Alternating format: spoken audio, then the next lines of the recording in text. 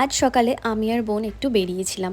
আর আজকে আমাদের বেশ অনেক কটা দরকারে আমরা বেরিয়েছি। যাওয়ার সময় ট্রেনে না আমাদের পাশে একটা দিদি বসেছিল, আর এই বাচ্চাটা তার।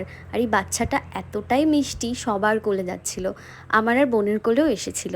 আমরা গেছিলাম চাকদাতে।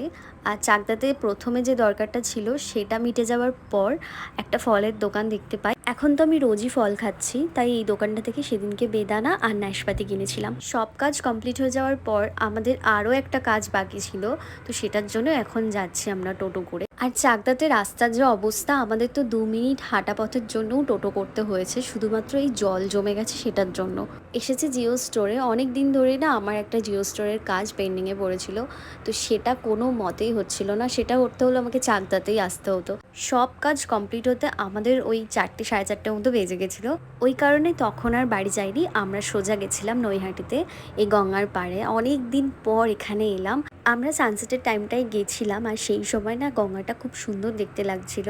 আর ওখানে কিছুক্ষণ বসলাম, ওখান থেকে অনেক কিছুই খেয়েছিলাম। ওখান থেকে একটা পাপড়ি চাট নিয়েছিলাম। আর ওখানে একটা কাবাবের দোকান ছিল, সেখানে শুধুমাত্র ওরা কাবাবই সেল করতো। এখন দেখছি ওরা এই মোমোটাও রাখছে।